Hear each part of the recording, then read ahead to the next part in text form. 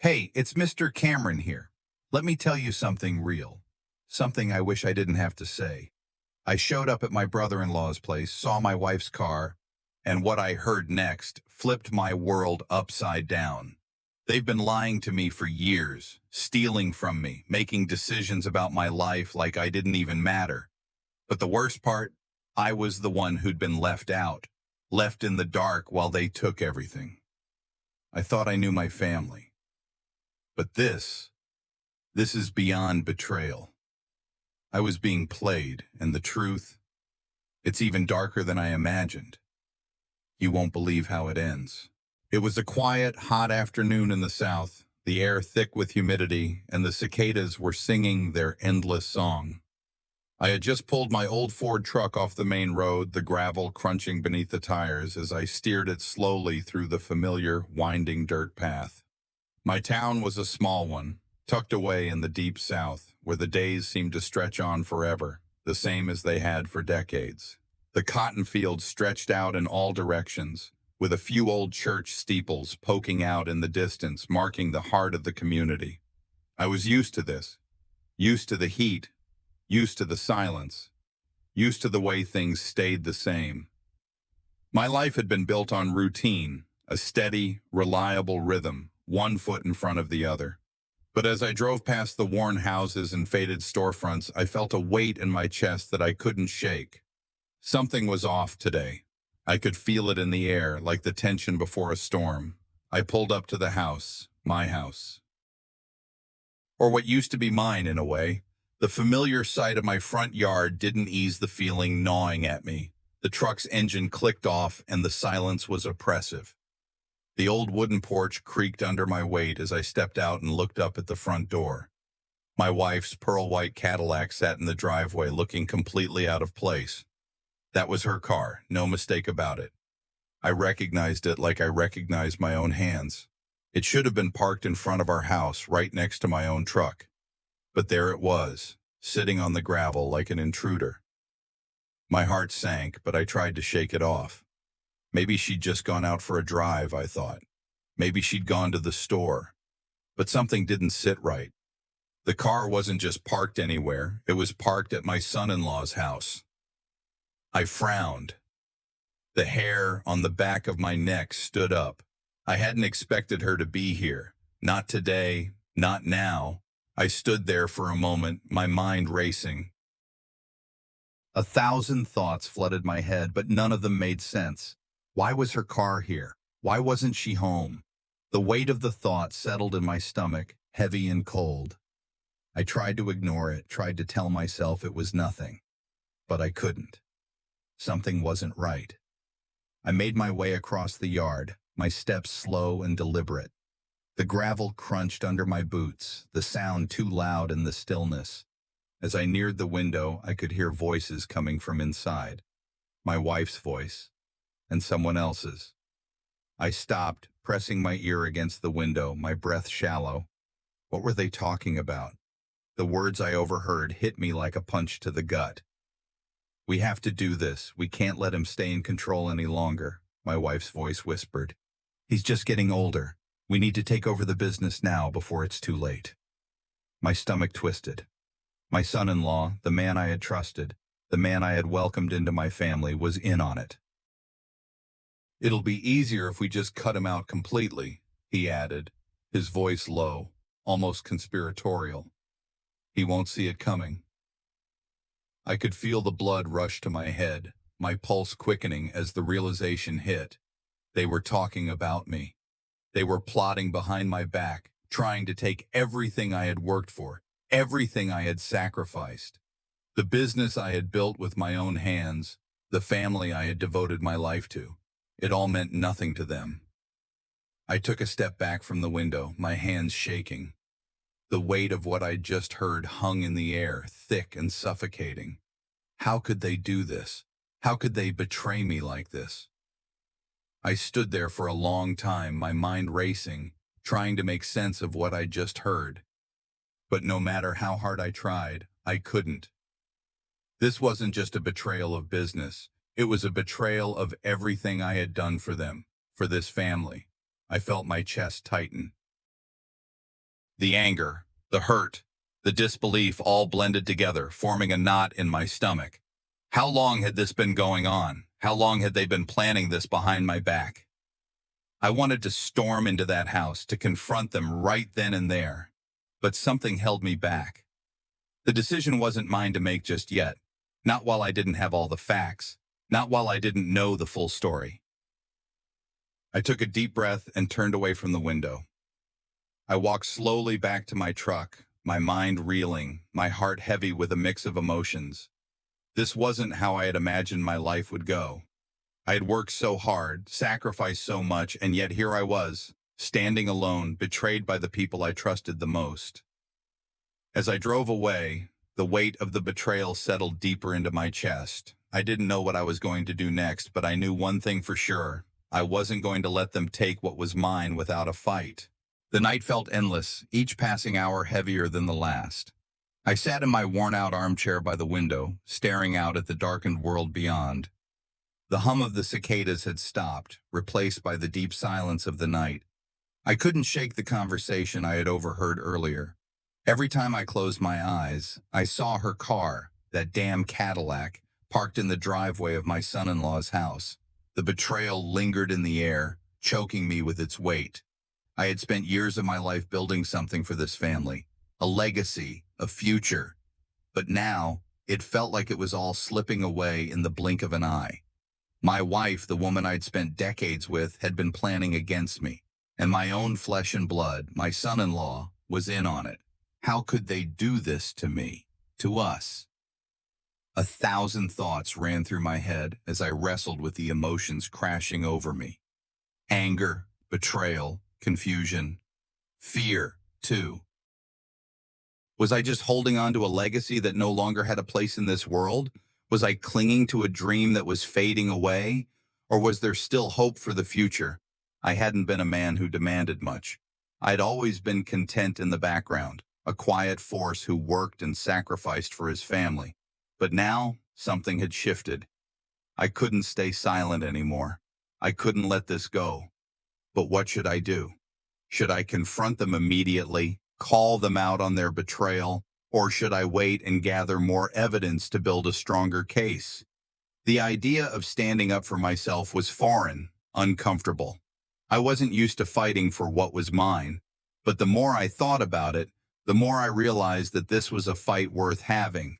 I remembered the early days, raising my children, working long hours, building the foundation for their future.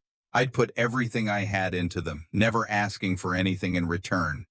And yet, here I was, betrayed, ignored, discarded. The thought of it made my chest tighten, my throat burn with anger. That night, I couldn't sleep. Every time I tried to close my eyes, my mind raced. I couldn't stop thinking about that damn conversation. My wife's words echoed in my ears, and I knew I had to know more. I had to get to the bottom of this. The next morning, I woke up early, my mind made up. I was going to follow her, watch her closely, and gather all the evidence I could.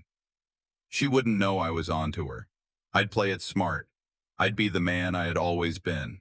Quiet, steady, but sharp. I wasn't going to make the mistake of confronting them without knowing everything. I spent the day watching, waiting, observing. I stayed far enough away so she wouldn't notice me.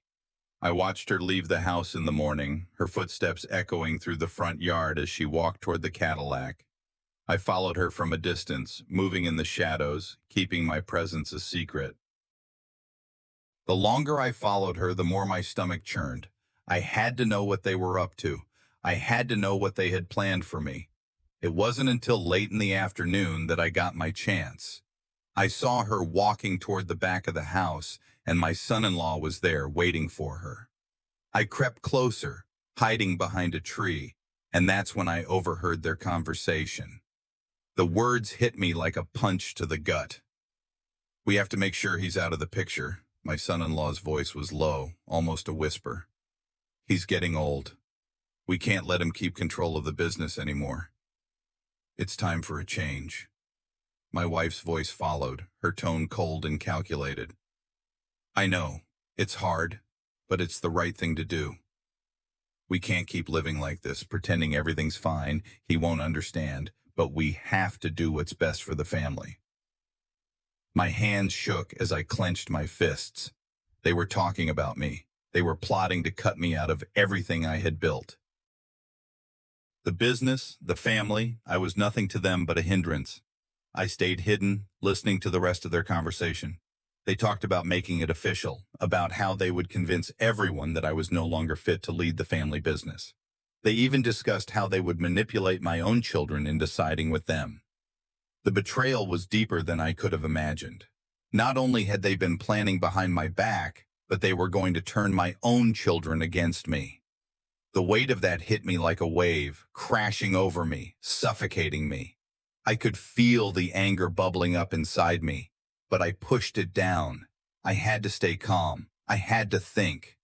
This wasn't just about business anymore. It was about my place in this family. I had given everything for them, and now they were trying to take it all away. I waited until they had gone inside before I made my way back to my truck. My mind raced, each step heavier than the last. I had to make a decision. I couldn't just sit by and let this happen. I had to act. But how? The next few days were a blur. I spent my time in silence, gathering information, piecing together what I had learned. But the more I uncovered, the more I realized just how far they were willing to go to destroy me. The tension between us grew thicker with each passing day. I could feel it in the air, like a storm was coming. And I knew, if I was going to fight back, I had to be prepared. I couldn't let them take everything from me without a fight. One night, after dinner, I finally confronted my wife. The tension in the room was palpable. I didn't shout, didn't accuse. I simply asked, "What's going on, Ruth? I know what's happening, and I need to hear it from you." Her eyes darted to my son-in-law, who remained silent, his gaze cold. She shifted uncomfortably in her chair, her hands folded tightly in her lap. "I don't know what you're talking about," she said, her voice shaky, but the defensiveness in her tone was unmistakable. I didn't let her off the hook. "I know everything," I said, my voice steady. "I know what you and Michael have been planning." She froze, her face pale. I could see the guilt written all over her, even though she tried to hide it. My son-in-law's eyes never left mine, and I could feel the weight of his silence. He wasn't going to defend her. The air was thick with tension. I knew this conversation could destroy everything, but I had to do it. I had to stand up for myself, even if it meant losing them all. The house was silent the next morning, the kind of silence that settles heavy, thick, almost like it's holding its breath. I couldn't get the conversation from last night out of my head, no matter how hard I tried. Every word, every expression, the flicker of guilt in her eyes, it all played over and over again like a bad movie on repeat. It hurt in a way I couldn't even describe. My trust, once steady and firm, had been shattered. I felt a sting in my chest, and the weight of it didn't lift as I sipped my coffee, sitting there alone in the dim light of the kitchen. I kept telling myself that this wasn't just about betrayal. It wasn't just the business, the legacy I built with my own hands. No, it was deeper than that. This was about family, about the people I had spent my whole life fighting for, sacrificing everything for. And now, here they were, trying to take it all away. I felt anger bubbling in my gut, but I swallowed it down. What could I do with all this rage? I had to think clearly, make sure I didn't rush into something I couldn't undo. The options ran through my mind like a list I didn't want to check off. Confront them and risk everything, or gather more evidence, build a case strong enough to make them regret their betrayal. I thought about all the sacrifices I had made, the years of hard work, the sleepless nights, the sweat I'd poured into this family and this business. None of it mattered to them anymore. The thought of walking away was tempting, but that wasn't me. I wasn't a quitter. No, this was the moment. I had to stand up. But the question was, how? The day dragged on like that, my mind trapped in a cycle of anger, confusion, and fear. The more I thought about it, the more I realized the path ahead wasn't just about business. It was about fighting for my place in the family, for the respect I had earned. They weren't going to take it from me without a fight. I spent the next few hours watching her, my wife, carefully, quietly. I kept my distance, watching her movements, looking for any sign of guilt, of hesitation. She was acting like everything was fine, but I knew better. There was a coldness in the way she moved, a tension that wasn't there before. I wasn't sure what to make of it, but I wasn't about to let it slide. Not this time. As night approached, I knew I had to make a decision. I couldn't keep going like this, living in this quiet agony. I had to confront her. I had to confront them. The conversation that needed to happen had been brewing for days. It was time to face the truth, no matter how painful it was. Dinner was the only time we were all together. The house was quiet except for the soft clink of silverware, the sounds of chewing, the small talk about the day. But underneath it all, there was a tension, something unspoken, hanging in the air. I had the evidence now. I wasn't going to sit back and let them take everything from me without a fight. It was time to end this. As we finished eating, I decided it was time. I set down my fork, wiped my mouth, and looked at her. Her eyes flicked up to mine, and I could see the guard go up. She knew something was different about me. I wasn't going to play nice anymore. I wasn't going to let them run over me. "Ruth," I said, my voice steady but carrying the weight of everything I was feeling. "I know what you've been doing." Her face went pale. Her mouth opened and closed, but no words came out. I could see the panic rising in her, but I didn't back down. "You and Michael," I continued, keeping my voice calm. "I heard everything. I know about the plan, the business, the money. It's all mine, and you're not just going to take it from me. Not without a fight." There was a moment of silence, a heavy, suffocating silence. She opened her mouth, but her words got stuck. Her body language, fidgeting, avoiding my gaze, betrayed her. The guilt was written all over her, even though she tried to mask it. I watched her try to hold it together, but I could see the cracks starting to form. The woman I had built this life with, the woman who was supposed to stand by me, was now on the other side working against me. My heart ached, but my mind was clear. This wasn't about emotions anymore. It was about survival. She finally spoke, her voice weak. "It's not like that, Cameron. You don't understand. We're just—" I cut her off. "Don't lie to me. I heard it all. It's over. You've made your choice." Her eyes filled with tears, but I wasn't moved. Not anymore. This wasn't about me being hurt anymore. This was about standing my ground. Then, as if on cue, my son-in-law appeared in the doorway, his face unreadable, but his eyes cold. He didn't say a word, but he didn't need to.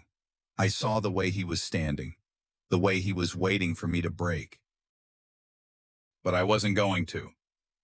Not this time. "I've heard enough," I said. "You've both pushed me too far. You think you can take everything from me, but you're wrong." The words hung heavy in the air, and I could see them both stiffen, their expressions changing from guilt to something else. Anger, maybe. But I didn't care. I wasn't the man I used to be, the quiet one who let things slide. "I'm done being silent," I added, my voice low, dangerous. "This isn't over. You've chosen your side. Now I'll choose mine." I stood up from the table, feeling the weight of my words settle into the room. I wasn't leaving yet. I wasn't running. I was staying. And I was going to fight for what was mine. The house felt too quiet, almost suffocating, the air thick with something unspoken. The weight of the situation was pressing down on me, making every breath feel heavier than the last. I couldn't help but replay the confrontation in my mind. Each word I had said to Ruth, each accusation, each glance that had passed between us. It had all been building up to this moment, but now that it was here, I wasn't sure if I was ready. I spent the morning pacing, my mind a whirlwind of thoughts. The betrayal from my wife, the lies my son-in-law had told, the way they had conspired behind my back. It all seemed like a nightmare I couldn't wake up from. Yet it was real. Too real. I'd been silent for too long, playing the role of the understanding husband, the silent father, the man who always kept the peace. But now I had to make a stand. This wasn't just about money. This was about respect, about my legacy. And my family, my flesh and blood, had torn that apart without a second thought. But what could I do? The thought of facing them again, confronting them head on, made my stomach twist. I had the evidence now. I had enough to make them feel the weight of their betrayal, but the question remained, would they back down, or would they fight until the end? I gathered everything I had, documents, emails, the recording from that night. It wasn't much, but it was enough to open their eyes, enough to make them realize that they couldn't just walk all over me. As I prepared for the next move, I couldn't help but reflect on the years I had spent building everything I had, everything I thought I was leaving behind for my family. All those long nights, the sacrifices, the silent work behind the scenes that no one ever saw. And now this, it was time. The calm before the storm was over. It was time to confront them, to face the truth head on, no matter what it cost me. The family meeting was set for later that day. Ruth was already on edge. I could feel it. She knew something was coming. And when Michael walked in, there was no mistaking the arrogance in his step. The tension in the room was palpable, as if the walls themselves were holding their breath. I didn't waste time. I pulled the papers out, the documents that proved their scheme, and laid them out on the table. My hands shook slightly, but my voice was steady. I know what you've been doing, I said, my gaze fixed on Ruth. I know about the business, the money, everything. Ruth tried to deny it. Her words were weak, forced, as if she was trying to convince herself more than me. It's not what you think, Cameron. This was always meant to secure our future. I couldn't believe it. She was lying. I saw the flicker of guilt in her eyes, the way she shifted in her seat, but I wasn't about to let her lie to me anymore. Don't lie, I snapped. I heard everything. You and Michael have been planning this behind my back. You've been trying to cut me out of everything I worked for. The silence hung heavy. Ruth looked down at her hands, unable to meet my gaze. Michael stayed silent, but his eyes betrayed him. I could see the guilt, the nervousness, even though he wasn't saying a word. He wasn't fooling me. The power dynamic in the room shifted. The confidence that had once been so apparent in Ruth was now gone. She was caught. The conversation continued, but I couldn't focus on what they were saying. The words blurred together. All I could think about was how everything had unraveled so quickly, how they had torn apart the very foundation of our family for their own gain. Then, just when I thought it couldn't get worse, Ruth's voice cracked. I didn't know what else to do, she said, her voice barely above a whisper. Michael promised me. He promised me I could control the business, the assets. He said we could have it all. It hit me like a freight train. The betrayal wasn't just from Michael. It was from Ruth, too. The woman I had spent my life with, the woman I had trusted more than anyone in this world, had been manipulated by him. I could feel my chest tightening, my hands clenched into fists. I was done. I was done with the lies, done with the betrayal, done with the silence. You've done enough, I said, my voice low and filled with a quiet fury. You've pushed me to this point. Now I have to choose. I've given you everything, and this is how you repay me? Ruth's eyes filled with tears, but I wasn't moved. She had crossed a line, and now there was no going back. Just then, Michael spoke up, his voice smooth but cold. This is business, Cameron. You're just not cut out for it anymore. The words cut deeper than I could have expected. He was right there, saying it so plainly. like it was just a transaction. No thought for the years I had spent building it all up. No consideration for the family, for the sacrifices I had made. The argument escalated quickly, but I stayed calm. I wasn't going to let them break me. I wasn't going to let them see me lose control. Then, just when it seemed like things were about to calm down, my daughter spoke up. She had been quiet throughout the entire conversation, but now her voice rang out, sharp and accusing. "Mom, you're weak," she said. "You let him manipulate you. All of this is your fault, too." The words stung. They weren't just directed at Ruth, they were aimed at me as well. My own daughter, accusing me of being weak, of not holding things together.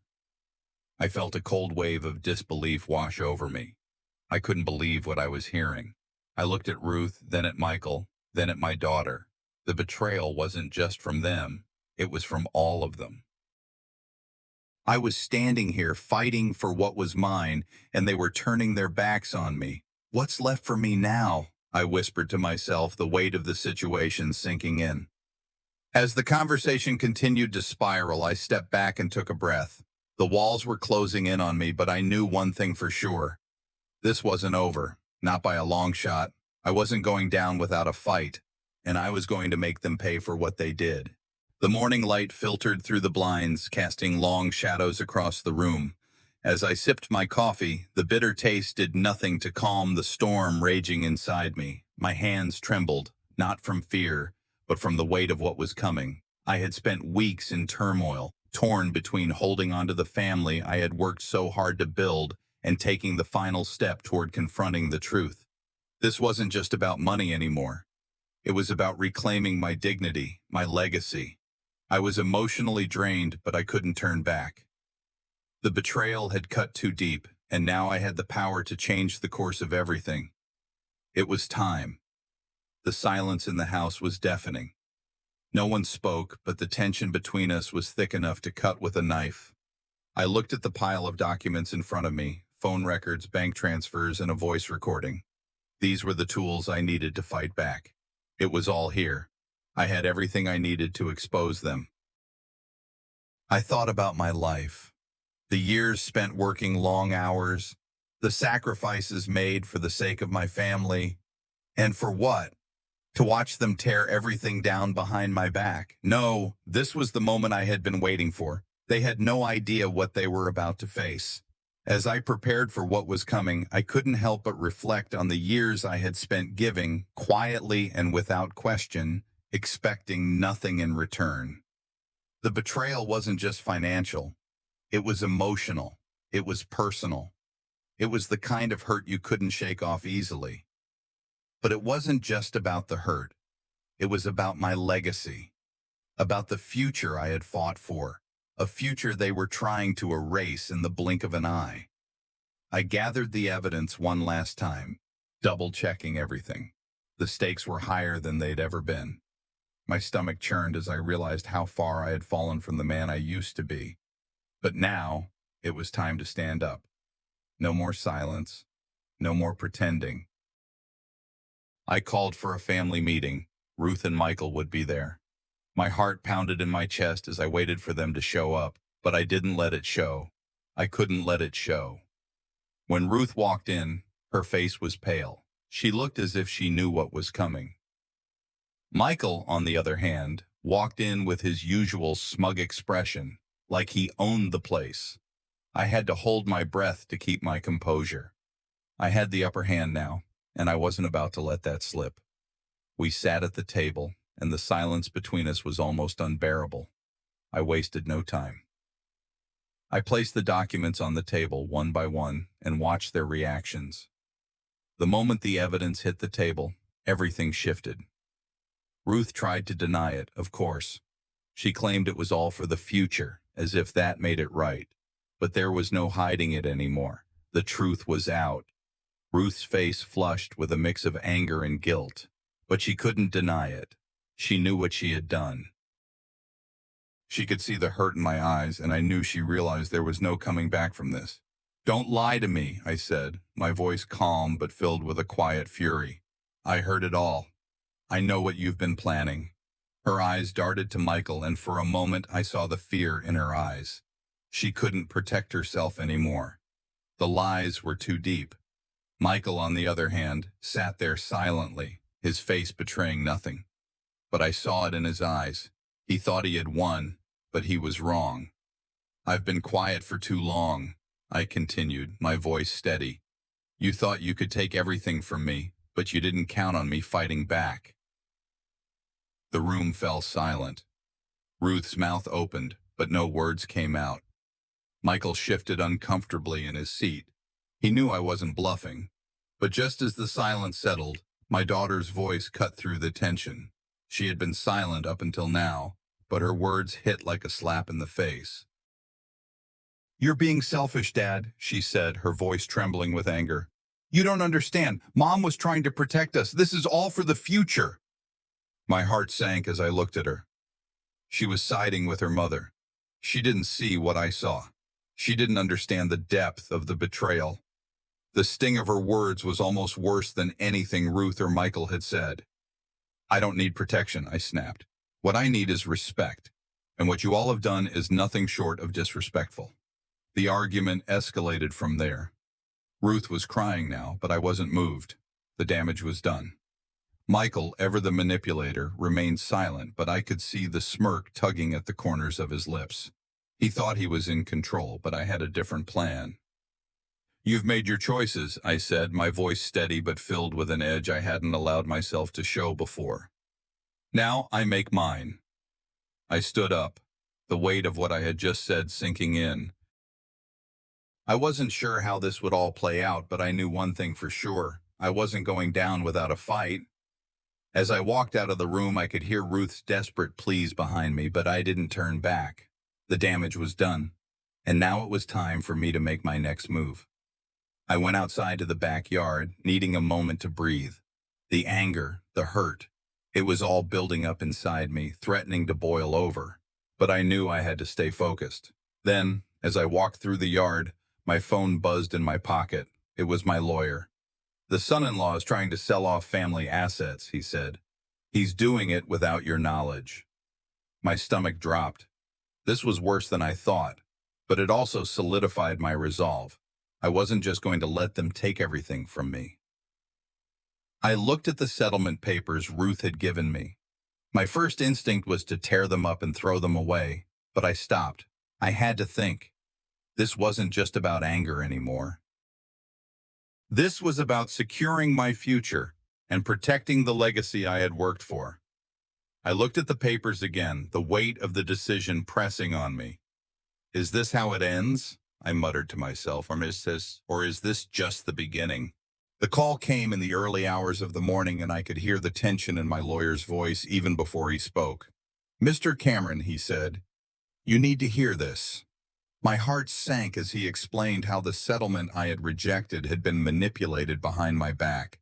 My wife and son-in-law had been working in tandem, undermining my position, and it was worse than I had imagined. The betrayal that had started as a whisper in my mind now felt like a punch to the gut. I had known something was wrong, but to hear the full extent of it, this wasn't just financial trickery. It was the absolute dismantling of everything I had worked for. They had gone so far as to try and erase my very existence from the family business.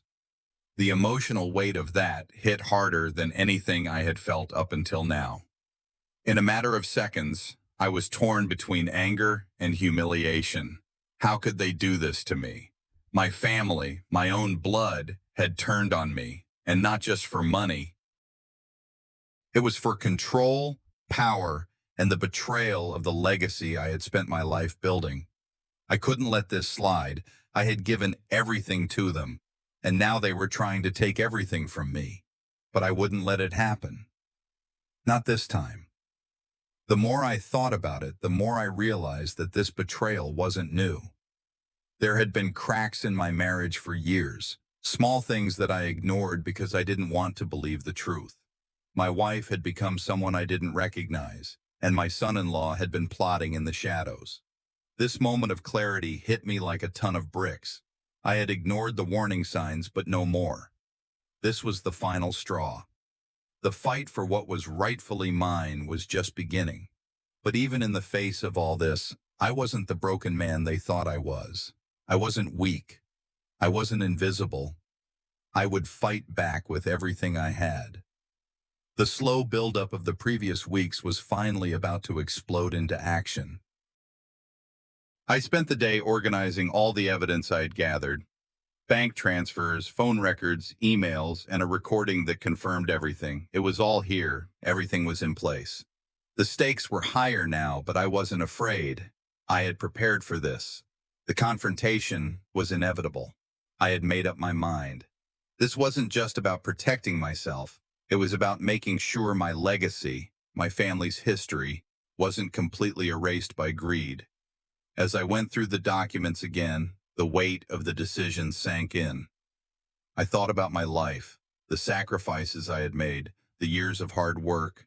All of it had led to this point, and now it was time to make sure they knew I wasn't backing down. The plan had already begun to unfold. They thought they could outsmart me, but they were wrong. The day of the confrontation came, and my heart was heavy with anticipation. The living room felt colder than it ever had, even though the summer heat was still thick outside. I called my wife and son-in-law to sit at the table, knowing the storm was about to break. Ruth walked in first, her face pale and nervous. She knew what was coming. Michael came in after, his usual arrogant swagger replaced with an uneasy tension. I could feel the tension in the room as soon as they sat down. I didn't waste time. I laid the evidence in front of them, one document at a time. Each piece hit harder than the last. I didn't shout.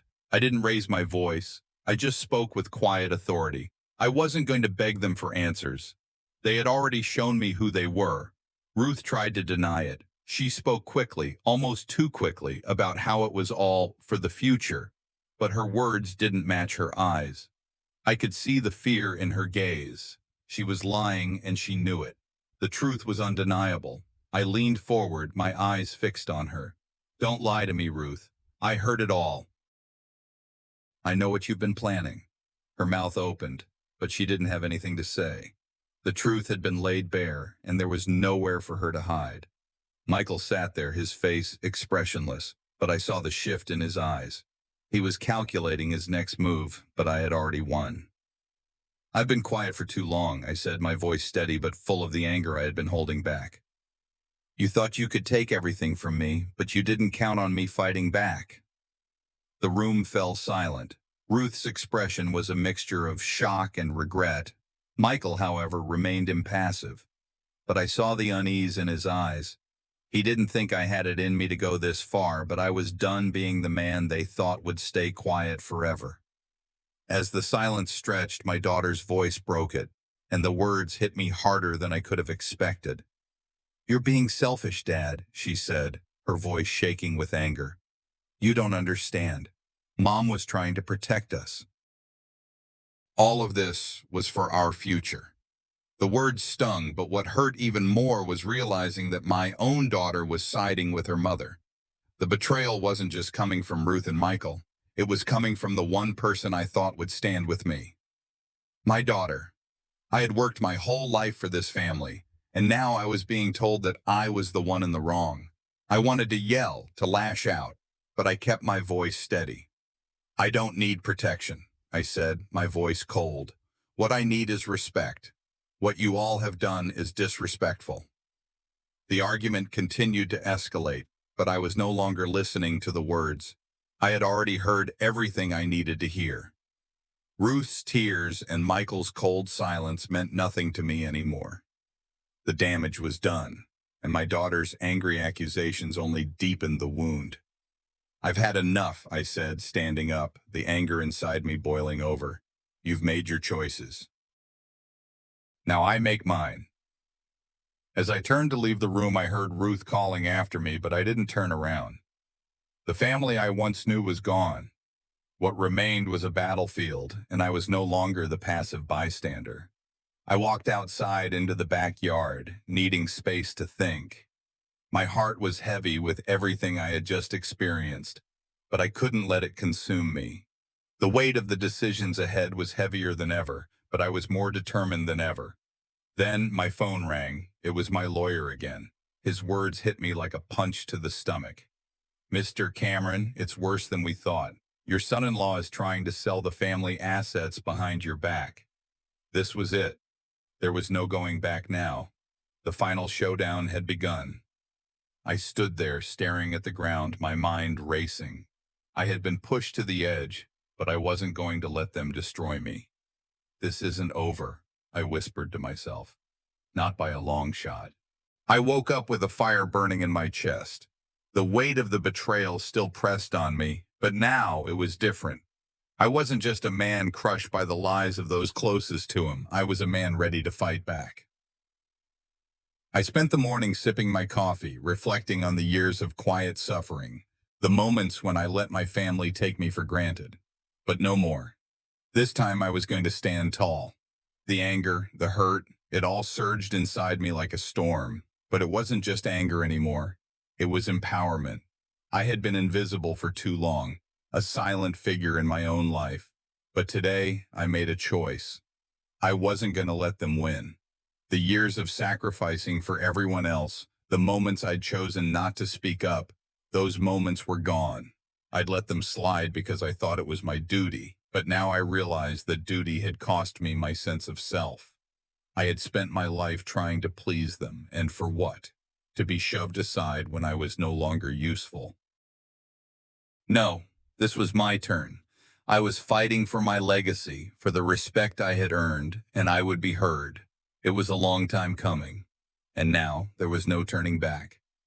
I spent the next few hours gathering everything, documents, recordings, bank statements, emails, all of it. This wasn't just about making a point anymore. It was about laying down the truth, about proving that I wasn't some old man sitting idly by, waiting to be swept away. I had spent too many years building this life, this legacy, and I wasn't going to let it slip through my fingers without a fight. As I sat there, staring at the pile of evidence in front of me, I realized something else. This wasn't just about the money. It wasn't even just about the business. It was about my family's respect for me, and I had been too quiet, too willing to let them take the lead. But no longer. They had underestimated me. I made the call to set the stage for the confrontation. It was time. Time to expose everything they had done. I couldn't just keep taking it, couldn't keep pretending I didn't see the game they were playing. This was my moment, and I was going to take it. But as I prepared to go face them, a bitter realization set in. This fight wasn't just going to be for control, it was for my right to be heard. The living room was quiet, a heavy tension thick in the air.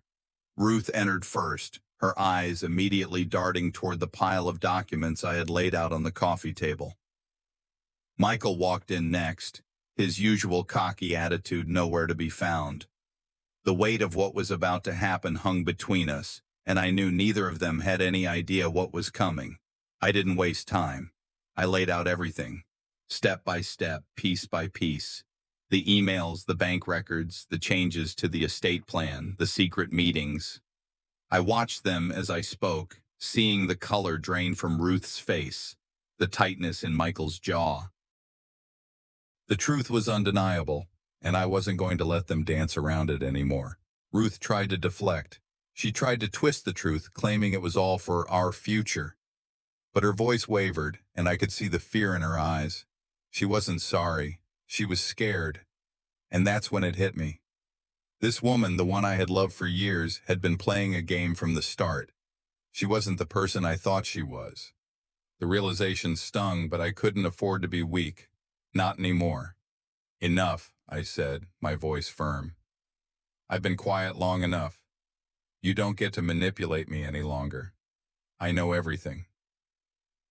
Her mouth opened, but no words came out. She was caught, and she knew it. Michael sat there, stone-faced, but I saw the way his eyes shifted. The jig was up. I wasn't going to let them off the hook, no matter how much they begged, no matter how much they tried to make it seem like it was all for the greater good. It wasn't. It was betrayal, plain and simple. Then came the words that I never thought I'd hear from my own daughter. "You're being selfish, Dad," she said, her voice trembling with anger. You don't understand. Mom was just trying to protect us. You don't see the bigger picture. The words hit me like a slap in the face. My own daughter, the one I thought would be on my side, was defending her mother, defending a lie. She didn't see the betrayal, she couldn't, and it broke something inside of me. I had fought for this family, given everything, and now my own flesh and blood was turning against me. It was the last straw. I could feel the heat rising in my chest, but I kept my voice steady. I'm not here to be your scapegoat. You're all free to make your choices, but I've made mine. Ruth's face crumbled, and for a moment I saw a flicker of regret in her eyes.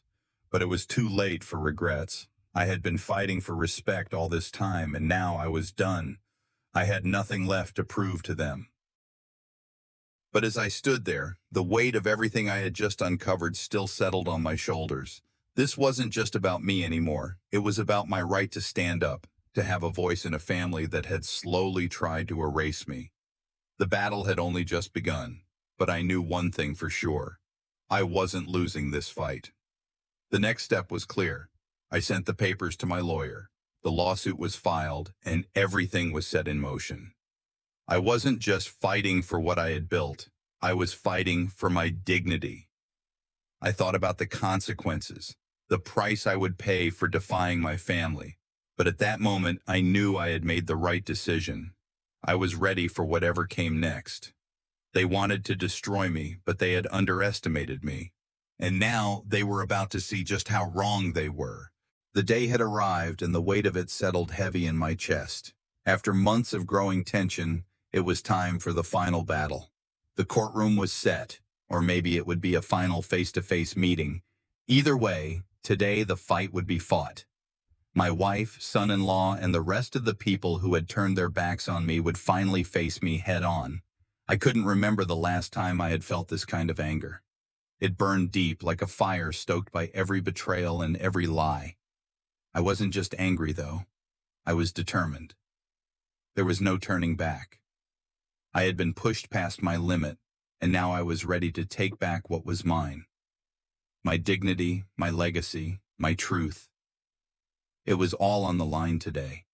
I couldn't deny the rush of anxiety that ran through me. What if I lost?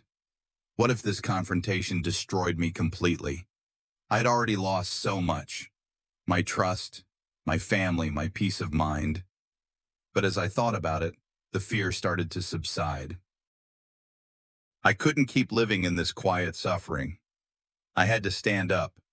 This wasn't just about money or property. It was about being seen, about reclaiming my voice after years of being overlooked. I had the documents. I had the evidence. I had the truth. And today, I was going to make sure it was heard. As the confrontation began, I knew I wasn't just going to fight them on one front. I had to fight them on multiple levels. The emotional stakes were high, but I was prepared to use everything at my disposal. My strategy wasn't just to win. It was to break through the lies they had built up around me. I had everything lined up. Financial documents, emails, recordings. Nothing was left to chance. But just as I started laying out the facts, my son-in-law pulled a fast one. A counterclaim. A legal loophole I hadn't anticipated. He tried to argue that the will changes were made in accordance with my mental incompetence in the past few months. A tactic designed to undermine my position and make me seem like the villain. I felt a chill run down my spine. Another blow, another underhanded move from the very people I had trusted the most. It was a twist I didn't see coming. But I wasn't about to let them win. I wasn't folding. No, I had prepared for this. They thought they could outsmart me, but they were wrong. This wasn't just about inheritance anymore. It was about my dignity, about showing them all that I wasn't someone they could push around. The battle grew fierce. The emotional toll was heavy, especially as I watched Ruth try to paint herself as the victim. She was claiming I had been unreasonable, difficult to deal with. The words were like daggers, each one driving deeper into the wound she had already created. She was playing the part so well, too well. And then, just as I thought I couldn't take any more, my daughter spoke up. "Dad, this has to stop. Can't you see what this is doing to us? This family is falling apart, and you're making it worse." Her voice cracked, and my heart broke a little. The woman I had fought for, my flesh and blood, was torn between love for me and her loyalty to her mother. She didn't understand the depths of the betrayal, but I could see the hurt in her eyes. It wasn't just about money or business. It was about saving the family I had worked so hard to build. Her words stung. They dug deep into my chest, making me question everything. Was this really worth it? Was the fight worth losing her too? But then I realized I couldn't walk away. If I didn't fight for what was right, I wouldn't just lose the family. I'd lose myself. "I can't back down, baby," I said, my voice quiet but firm. "I'm doing this for all of us." I could see the disappointment in her eyes, but I knew I had no other choice. The fight had become bigger than just me. It was about fighting for truth, for the respect I had always been denied. The courtroom or the living room, it didn't matter. It all came down to this. And just when I thought it couldn't get any worse, I dropped the bombshell. I had secretly recorded key conversations between Ruth and Michael, between them and others. Conversations that exposed not just their lies, but their illegal actions. The room fell silent. The look of shock on their faces told me everything I needed to know. The truth had been laid bare, and there was no denying it anymore. My heart pounded in my chest as I saw the effect of the revelation ripple through the room. Ruth looked at me with wide, fearful eyes, and Michael shifted uneasily in his seat. For the first time in this battle, I saw the power shift. The weight of the fight had been lifted, and for the first time in months, I felt a rush of relief. This wasn't just about winning in court, it was about reclaiming my voice, my truth. The final moments of the confrontation felt almost surreal. The legal battle had been won, but at what cost? Ruth and Michael were left scrambling, trying to hold on to their positions, but the damage had been done. The consequences of the fight were immediate. The smear campaign against me started to unfold, and I could feel the weight of the loneliness that came with standing up for myself. But I wasn't afraid anymore. I had fought for my dignity, and that was a victory that couldn't be taken from me. But then, the true cost of it all started to hit. My daughter, the one person I'd tried to protect throughout all of this, was now distant. She resented me for pushing things so far, for taking the fight public. I had won the legal battle, but my family was forever altered. I had won, but at what cost? I had won, but I had lost pieces of myself in the process. The battle was over, but the aftermath weighed on me like a stone. I had won the legal fight, but it felt like an empty victory. What good was it to win everything when I had lost the people I loved? My daughter, my wife, my son-in-law. Those relationships, the very core of my existence, were now shattered beyond repair. What had it all been for? Was it worth it? I sat in the quiet of my home, the place that once felt like a sanctuary, now hollow. I reflected on every step that brought me here. The years of hard work, the sacrifices, the hopes that I had for a family that seemed to care more about their own gains than about me. I had fought for what I thought was my legacy, but in doing so, I had fractured everything I held dear. The toll was evident. My mind raced with doubt. Was it worth it? Could I have done things differently? I didn't have the answers. I only knew that the damage was done, and no amount of money or success would ever fill the void that was left behind. The wounds ran deep, and as much as I wanted to move on, I knew the scars would remain. I had won the fight but lost the war, I thought to myself. The phrase echoed in my head. I had fought for what I thought was right, but the consequences were undeniable. I had gained everything I wanted on paper, but lost the one thing that mattered most, my family. I had to speak to my daughter. I knew this moment was coming, but I dreaded it. It was time to face her, to finally confront the weight of all the hurt I had caused her. She was the one person I had always hoped to protect from the ugliness of the world. But now, I stood in front of her as the man who had torn their world apart. She sat across from me, her eyes tired and sad. I saw the girl I raised in her expression, but I also saw the woman who had been hurt, confused by everything that had happened. I could feel the distance between us, the gap that had grown so wide over the past months. "I get it, Dad," she said, her voice strained. "I understand why you did it, but it's too late now. The damage is done." Her words cut deep. I had hoped for reconciliation, some form of healing, but I knew it wasn't that simple. She couldn't just forgive me, not now.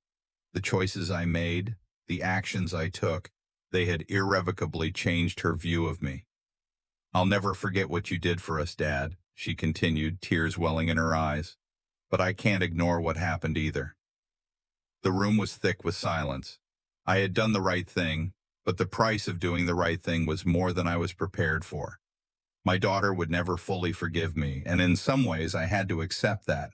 But there was still a flicker of hope, a glimmer that perhaps one day we could heal. As I stood there, I realized something. I had finally spoken my truth, but what would that truth mean for the future? Was there room for reconciliation, or had I severed the ties that bound us forever? With that conversation behind me, the next step was facing the reality of my legacy. The family I had spent my life building, the one I had fought for, was now a distant memory. What did that leave me with? A tarnished reputation, a broken heart, and a future that seemed uncertain. The question lingered in my mind. What comes next? But just as I wallowed in my doubts, a strange offer came my way. One of the community leaders I had known for years reached out. There was a business opportunity, an invitation to rebuild, to start over with people who appreciated my skills and experience. It wasn't about the family anymore. It was about me, my future, my worth. The realization hit me like a wave. My legacy wasn't solely tied to my family. There were other ways to build something meaningful. There were other paths to walk. I could rebuild my life, not from the ashes of what I lost, but on my own terms. I didn't need my family's approval to move forward. I could define my own future. The weight of the past started to lift, and I felt a spark of hope. Maybe this wasn't the end of my story. Maybe it was just the beginning of a new chapter. And then, just when I thought things couldn't change anymore, a letter arrived. A message from an old friend. Someone I hadn't heard from in years. The letter was simple but clear. A chance for a fresh start, a new venture, a new life.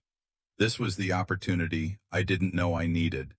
The one that would give me a chance to leave the past behind. With the letter in my hand, I felt a surge of hope. This was it. The next chapter of my life was waiting for me, and I wasn't going to let it pass me by. But even with this new opportunity before me, there was still one thing left to face. My daughter. She reached out one last time, not to apologize, but to say something I hadn't expected. "I see you now, Dad, not as the man who fought for us, but as the man who fought for himself. And I respect that." Her words hit me harder than I ever imagined. In that moment, I realized that she saw me, not as the failure, not as the villain, but as a man who had taken control of his own life. Maybe that was all I needed to hear. The journey wasn't over, but it was different now. I had reconciled with myself, and for the first time in a long while, I felt free. As I walked away from the past, I realized something. My future was wide open. And for the first time in a long while, I was ready to embrace it.